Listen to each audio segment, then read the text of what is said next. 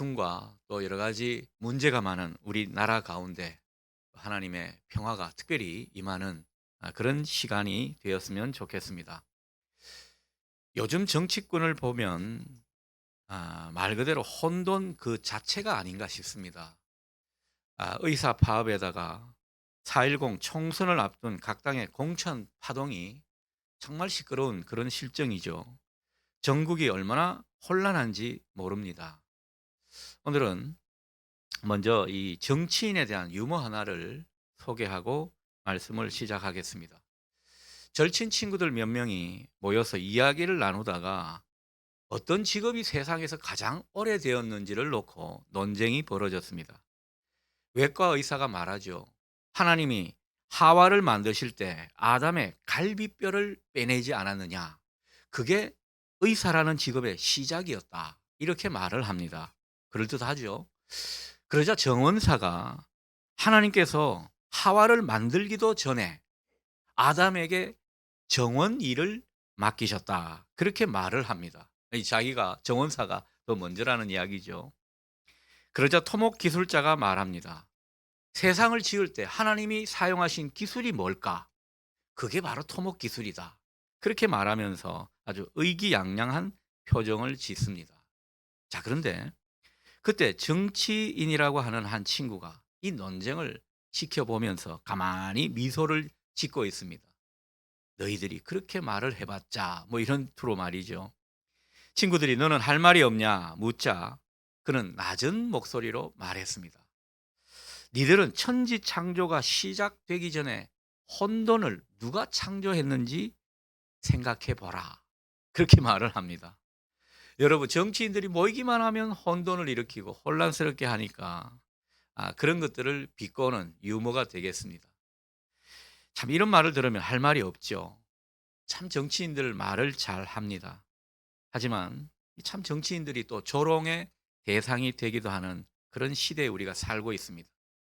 한낱 우스갯소리 같은 이런 유머가 리얼이 돼버린 그런 세상 가운데 우리는 살고 있는지도 모릅니다. 때론 우리가 정치인들 많이 조롱하고 비아냥대는 그런 말들을 하기도 하지만은 실은 이 정치인들 굉장히 중요한 분들이라 생각합니다. 우리는 그분들을 존중해야 합니다. 나란 일 하는 분들 우리가 때로는 함부로 말할 것은 아니라고 봅니다. 하지만 정치꾼들은 문제죠. 개종해 보면 이 공익보다는 개인의 사사로운 이익을 얼마나 챙기는 분들이 있습니까? 그런 어떤 정치꾼들은 비판받아 마땅하다 보여집니다. 국민이나 민생이나 뭐 이런 것들을 자기 정치적인 야욕보다 더 하찮게 생각하는 그런 사람들, 이런 정치꾼들을 우리가 다가오는 선거를 통해서 경계하고 잘 걸러내야 할 것입니다. 이 국민의 이 선거하는 투표하는 의무가 얼마나 중요한 때인지 모르겠습니다. 자, 정치인들이 여러 가지 문제를 일으킬 때 보면 많은 경우 그들이 하는 말이 문제일 때가 많습니다. 이 정치인들 설화가 많죠. 그 말 때문에 얼마나 소통을 방해하는지 모릅니다.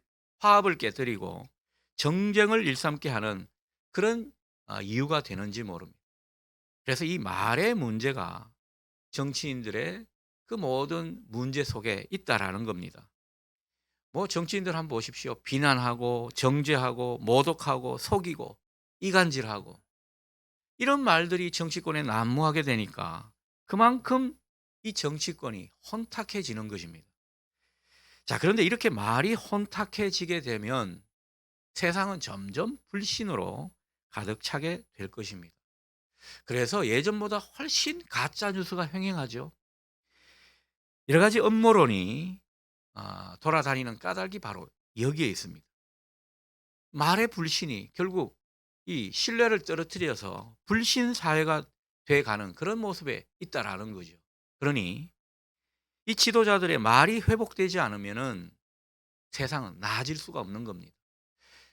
우리 사회가 좀 더 새로워지려면은 이 말의 문제가 잘 회복되는 이런 모습이 선행돼야 한다라는 거죠. 종교개혁자 존 위클리프는 혀는 뼈가 없지만은 뼈를 부서뜨릴 수 있다. 이런 말을 했습니다. 얼마나 이 말의 영향력이 큰지, 말이 파괴력이 얼마나 센지 우리에게 느끼게 해주는 말이 되겠습니다.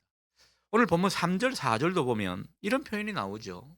말고삐를 쥐어야 힘센 말을 마음대로 부릴 수 있듯이, 또 작은 키 하나가 큰 배 방향을 바꾸듯이 우리 몸의 지체 중 작은 지체인 혀가 인생을 좌우하기도 한다. 그런 말씀을 우리에게 전하고 있는 것입니다. 여러분, 사람의 말 한마디가요, 다른 사람을 세우기도 하고 다른 사람을 무너뜨리게 할 수도 있다라는 겁니다. 사람의 말 한마디가 얼마나 중요한지, 가정에 불화도 교회에 싸움이 나는 것도 많은 경우 이 말이 화근이 된 것입니다. 부정적이고 자극적이고 사실이 아닌 왜곡적인 말이 결국은 화근이 되어서 갈등과 때로는 심각한 분열이 일어나게 되는 것입니다. 그래서 이 말이 참 중요하다. 오늘 야고보서는 우리에게 그 점을 분명히 일깨워 주고 있습니다. 여러분, 사실 경건 생활에 있어서 가장 중요한 것 중 하나가 또 말이 될 수 있다. 이런 생각을 하게 됩니다. 야고보 사도는 야고보서 1장 26절에서 이렇게 말을 전하고 있습니다. 스스로 경건하다고 생각하는 사람이 자기 혀를 제갈 물리지 않으면 그 사람의 경건은 헛것이다. 그러니 이 말이 실패하게 되면 경건 생활도 실패할 수 있구나. 그런 생각을 우리는 하게 되는 것입니다. 말이 얼마나 중요한지를 성경은 가르쳐 주고 있죠. 오늘 본문 2절에서도 주님은 이렇게 말씀하십니다. 말에 실수가 없는 사람은 온 몸을 다스릴 수 있는 온전한 사람이다. 그렇게 말씀하고 있습니다. 하지만 8절을 보게 되면 주님은 또 이렇게 말씀하시죠. 이 혀를 능히 길들일 사람이 없다. 혀는 쉬지 않는 악, 다시 말해서 걷잡을 수 없는 악이 될 수 있고 죽음에 이르게 하는 독으로 가득 차 있을 수 있다. 이렇게 경고하고 있습니다. 여러분, 이런 표현은요, 아니 너무 심한 표현 아닌가? 말이 뭐 엄중하고 말이 중요한 것은 알겠는데 이게 무슨 죽음에 이르게 하는 독으로 가득 차 있는가? 또 걷잡을 수 없는 악이 되는가? 우리는 이런 표현에 대해서 반신반의하게 되어 있습니다. 자, 그런데 한편 생각해 보면요, 오죽하면 주님께서 이 야고보 사도의 입을 빌려서 이런 말씀을 하셨겠나 싶습니다. 당시 교회 상황이 이런 것을 증명해 주는 것 아닌가 생각이 들기도 합니다. 당시 초대 교회들마다 이 말 때문에 겪는 아픔과 고통, 그리고 문제가 그만큼 많았다는 뜻이 되겠습니다. 여러분, 야고보 사도도 공동체를 허무는 안 좋은 말, 악한 말 때문에 얼마나 시달렸으면 이렇게까지 말을 하겠습니까? 하나님이 말씀으로 세상을 창조하셨음을 우리가 잘 압니다. 하지만 사람은요, 얼마든지 그 말로 혼돈을 초래하고 그리고 공동체를 어지럽힐 수 있음을 우리는 기억해야 할 것입니다. 자, 그래서 오늘 본문 1절 말씀은 그런 맥락에서 우리에게 이렇게 가르치십니다. 여러분들이요, 될 수 있는 대로 선생이 많이 되지 말라. 참 이 교역자로 목회자로 살아가는 데 있어서 참 이 말씀을 많이 붙들게 됩니다. 여러분, 선생이 된다는 게 무엇이겠습니까? 자기가 다 안다고 생각하는 거죠. 그래서 함부로 판단하고 함부로 말을 해버리는 것이 많이 선생된 사람의 모습일 겁니다. 목회자들뿐만 아니라 모든 교회 지도자들은요, 이 말씀을 늘 마음에 새기면 좋겠습니다.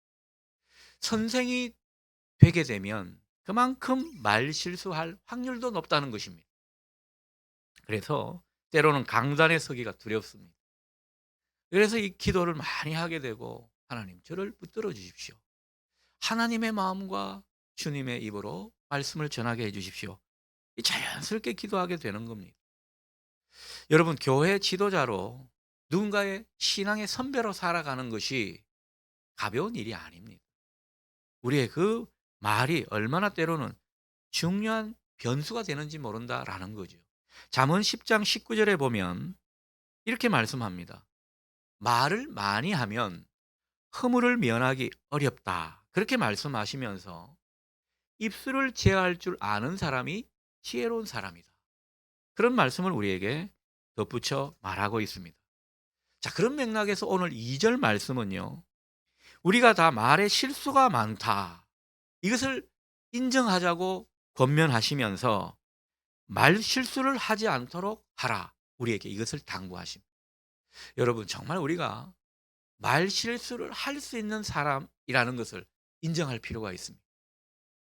뭐 목회자로 살아가면서 말 실수 안 해야 되겠다 하지만은요. 어떨 때 보면 상담을 쭉 하다 보면 상담을 잘 해놓고 어떨 때는 이 다른 사람 속을 끓는 경우가 있고 마음에 상처를 줄 때가 있다라는 것을 때로는 경험하게 됩니다.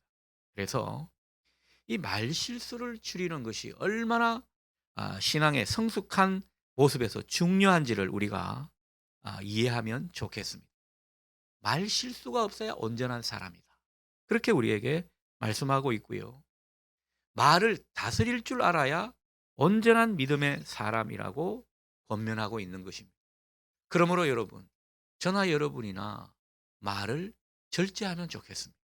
때로는 침묵이 금이라는 이 세상의 격언이 우리 공동체 안에서도 때로는 필요하다고 봅니다. 우리는 말을 많이 하는 대신에 그 말을 많이 할 것을 기도로 표출할 수 있기를 바랍니다. 기도가 우리의 말을 대신할 수 있는 이 은사가 여러분 가운데 있기를 소원합니다. 여러분, 말을 아끼고 절제하게 되면 이 괜찮은 그런 일들이 많았을 텐데 이 말을 절제하지 못하고 말을 함부로 하다가 그리고 말을 함부로 옮기다가 결국은요 공동체에 문제가 생기는 그런 경우를 참 제가 어릴 때부터 많이 봐왔습니다. 그래서 우리는 교회 공동체를 이루면서 말의 은사를 주십시오. 말의 지혜를 주십시오. 말로 덕을 세우게 해 주십시오. 때로는 이런 어떤 바람이 우리 가운데 있으면 좋겠습니다. 여러분, 우리 스스로를 보면 남에게 뭐 심한 말 할 분들은 여기 없다고 봅니다. 남에게 대놓고 뭐 욕을 하거나 비방을 하거나 안 좋은 소리를 하거나 이런 분들이 우리 가운데는 한 분도 없습니다. 왜 그렇습니까? 여러분들은 다 교양이 있는 분들이기 때문에 다 수준이 있는 분들이기 때문에 그런 말은 하지를 않는다고 봅니다. 자, 우리의 문제는 뭘까 생각해 보면요. 남이 보이지 않는 곳에서 뒤에서 때로는 남의 말 하기를 좋아하는 이런 모습은 없을까 되돌아보게 되는 것입니다. 우리가 고의는 아닌데 그러나 남의 마음에 상처를 주는 그런 말을 우리도 모르게 할 수 있다라는 거죠. 여러분, 구역을 이루면서 앞으로 이제 다음 주면 구역 모임이 시작될 텐데 우리가 말 때문에 서로에게 상처를 입히는 일들이 때로는 많이 있을 수 있다라는 거죠. 비록 고의는 아니지만 가시돋친 말을 하거나 때로는 예리한 칼날 같은 그런 어떤 언어를 통해서 상대를 찌를 때가 있을 수 있다라는 거죠. 우리는 이 점을 때로는 인정하고 우리에게 그런 모습은 없는지 되돌아보면 좋겠습니다. 우리가 이 일에 장사가 없거든요. 우리는 이런 일에 교만할 수가 없습니다. 겸손히 우리 자신을 되돌아봐야 한다라는 겁니다. 우리가 만일 신자라고 하면서 남을 비방하고 욕하고 헐뜯고 뒷담화하는 그런 일을 하게 된다면 그것은 바른 신앙인의 모습이 아닐 것입니다. 말에 가시가 있고 또 남의 속을 후벼 파는 그런 말을 한다면 우리가 말을 가려서 하지 못해서 남의 마음을 상하게 하고 멍들게 한다면 그것은 온전한 믿음이 아니라는 거죠. 주님은 우리에게 이 모습을 되돌아보라고 말씀하시는 것입니다. 교회에서든지 가정에서든지 특별히 일터에서 우리가 믿는 사람이라고 하면서 믿지 않는 사람들 속을 팍팍 끓거나 상처를 주는 그런 일이 있다면 여러분, 이런 일에 우리가 애통해 할 수 있기를 바랍니다. 우리가 이렇게 연약합니다. 우리의 말로 다른 사람을 마음을 아프게 했습니다. 솔직히 시인하고 고백하면서 이 입술에 거룩함을 덧입혀 주십시오. 이런 어떤 마음들이 우리의 소원이 되어야 한다라는 거죠. 여러분 신앙이 깊은 것은요. 결국 그 말이 점점 부드러워지는 그 모습 속에 확인이 될 줄 믿습니다.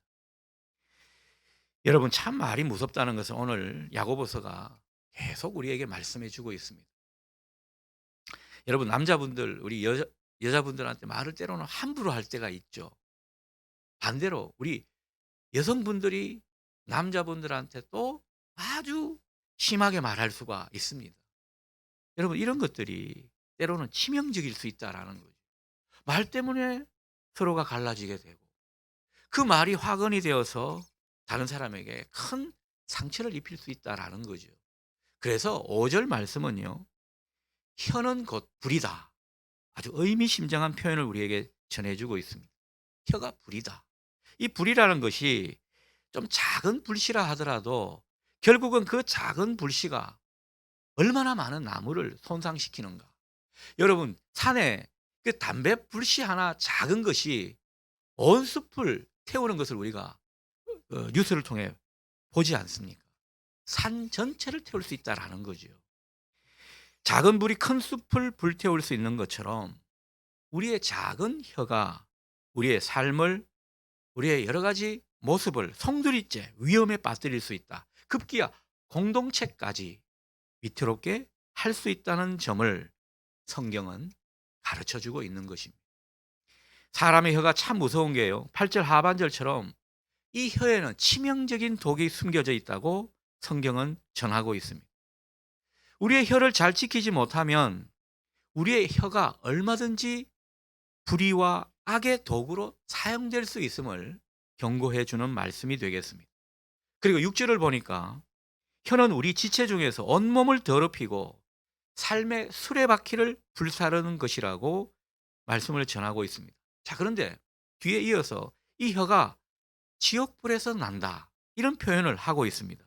이게 무슨 뜻일까요? 우리의 혀가 우리도 모르게 마귀의 도구로 사용될 수 있다는 이 점을 우리에게 일깨워주는 표현이 되겠습니다. 우리도 모르게 그렇게 될 수 있다라는 거죠. 의도치 않게 그렇게 마귀의 도구로 사용될 수 있음을 지옥불에서 난다. 이런 표현으로 우리에게 가르쳐 주고 있는 것입니다. 그러니 우리가 이 말을 통해서 남을 해치는 데 사용될 수 있다라는 점, 말로 하나님의 형상인 사람들을 우리도 모르게 저주할 수 있다는 그 점을 우리는 생각해 봐야 할 것입니다. 심지어 말로 사람도 죽일 수 있다라는 거죠. 여러분 인터넷에 그 악성 댓글이 결국은 이 사람을 죽음으로 내모는 그런 경우가 허다하지 않습니까? 이 말을 글로 표현하는 것, 그래서 사람을 죽일 수도 있다라는 겁니다. 얼마나 말이 무서운지 성경은 똑똑히 가르쳐 주고 있습니다. 자, 그런데 저는 이 말씀들 중에 제일 무서운 말씀이 뭔가 8절 상반절 말씀이 아닌가 싶어요. 여러분 8절 상반절에 뭐라고 표현되어 있습니까? 혀를 잘못 사용하면 무서운 결과를 초래한다고 앞서 말씀을 드렸습니다. 말에 실패를 하면 사탄의 도구로 전락할 수 있다. 이 점도 말씀을 드렸습니다. 자, 그런데 제일 큰 문제는 뭐냐? 이 혀가 길들이고 다스리기가 어렵다는 데 있습니다. 이게 참 우리에게 문제라는 거죠.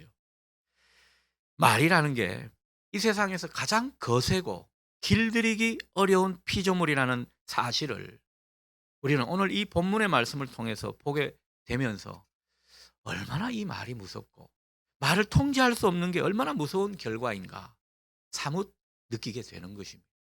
자, 그런데 혀가 능히 길들일 사람이 없다. 왜 주님은 이런 절망적인 표현을 하는 것일까요? 그러면 우리 보고 어떡하라고? 말을 길들일 재간이 없고 말을 다스리기 어렵다 그러면은 다 말 때문에 우리가 시험 들고 말 때문에 안 좋은 결과를 초래하게 되는데 왜 이런 말씀을 하시는가? 라는 거죠. 여러분 이 말씀 표현에 복음이 있다 믿습니다. 여러분 저나 여러분이나 이 혀를 능히 길들일 사람이 못 된다라는 거죠. 여러분 이 말에 있어서 정말 하나님이 은사를 주시지 않으면 우리는 말을 제대로 할 수가 없는 겁니다. 그래서 혀를 능히 길들일 사람이 없다고 강조하는 이 말씀 이면에는요, 희망이 있다라는 거죠. 무슨 희망요? 우리가 이 연약함을 주님 앞에 내어드리면서, 주님, 저는 혀를 다스리고 통제하고 길들일 재간과 능력이 없으니 이 말에 관해 은사를 주십시오. 이 말에 관해서 주님, 도움을 우리에게 허락해 주십시오. 구하기만 하면 된다라는 거예요. 하나님은 능히 이 혀를 다스릴 수 있는 능력과 권세가 있다라는 겁니다. 그러니 우리가 이 말을 우리 스스로 조심하라는 게 아니고요. 항상 말을 하는 위치에 있을 때 다른 사람에게 말을 함부로 하기보다는 먼저 하나님께 도움을 구하라는 것. 그것을 우리에게 말씀해 주고 있습니다. 그래서 겸손히 하나님께 도움을 구하는 것이 길이라는 거죠. 해결책이라는 것입니다. 우리 힘으로는 우리의 말과 혀를 다스릴 수 없음을 솔직히 하나님께 고백해야 할 것입니다. 이 문제 앞에 하나님의 은혜를 구해야 된다라는 거죠. 성령의 능력을 겸손히 구하는 저와 여러분 되실 수 있기를 바랍니다. 그렇게만 하면 하나님이 도우신다라는 거죠. 그래서 우리의 입술이 천사 입술이 되고, 우리가 하는 말이 남을 세우는 말이 되고, 우리가 전하는 말이 복음이 된다라는 거죠. 모든 것이 하나님이 주시는 은혜인 줄 믿습니다. 이 기도를 간절히, 때로는 겸손히 하라고 우리에게 당부하시는 것입니다. 그러니 여러분, 우리가 이렇게 기도하면 좋겠습니다. 하나님, 벌어진 입이라고 함부로 말하지 않게 도와주시옵소서. 우리가 놀릴 수 있는 자유가 있다고 이 혀를 함부로 놀려서 누구를 판단하고 하나님 노릇하지 않게 우리를 붙들어 주십시오. 기도하면 좋겠습니다. 주님, 제 입에 재갈을 물려서 제 입술이, 제 혀가 죄와 불의의 도구로 사용되지 않도록 저를 온전히 인도해 주십시오. 우리 모두의 기도가 되면 좋겠습니다. 여러분, 이 일에는 장사가 없습니다. 늘 주님의 은총을 구해야 합니다.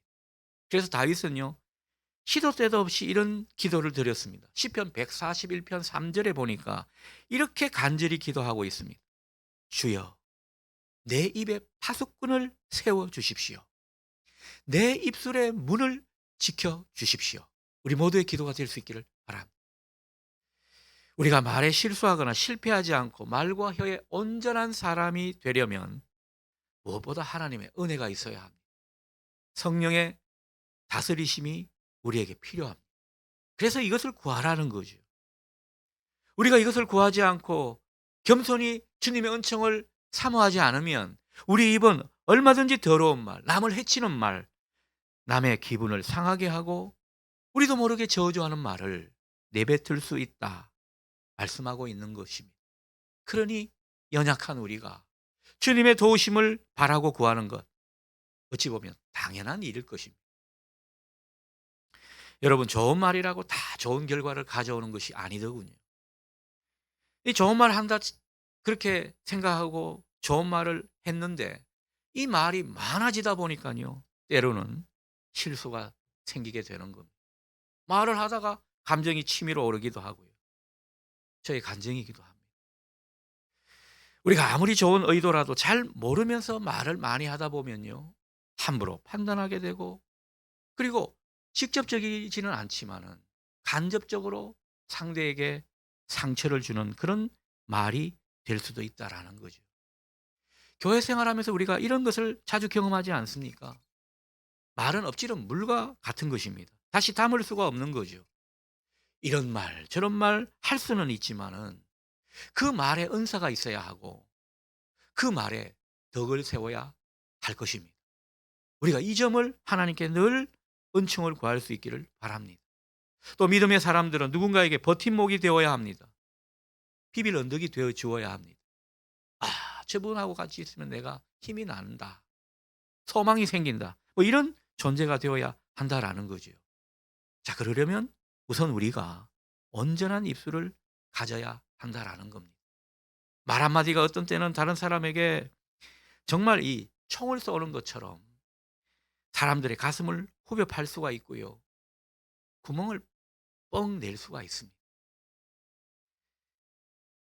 하지만 이 말 한마디가 어떤 때는 정말 부드러운 봄바람처럼 아름다운 꽃처럼 그렇게 사람들 속에 전해지게 될 수도 있다는 거죠. 그러면 사람들 마음이 얼마나 편안해지겠습니까? 얼마나 생명을 일으켜주는 힘이 되겠습니까? 온전한 사람의 말이 이래야 된다라는 거죠. 우리 기독교인들은 가는 곳마다 세우는 말, 긍정적인 말, 그리고 평화와 사랑을 전하는 그런 말을 하고 살아야 할 것입니다. 사람들 속에 있는 따뜻함과 아름다움을 자꾸만 일깨워주고 긍정적이고 희망적인 것들을 끄집어내 주어야 할 것입니다. 다가오는 구역 모임 가운데 여러분이 이런 것을 실천하고 훈련받고 새롭게 경험하는 장이 될 수 있기를 바랍니다. 여러분의 입술이 성령 안에서 더 긍정적이고 세워주고 위로하고 축복하는 입술이 될 수 있기를 주님의 이름으로 기원합니다.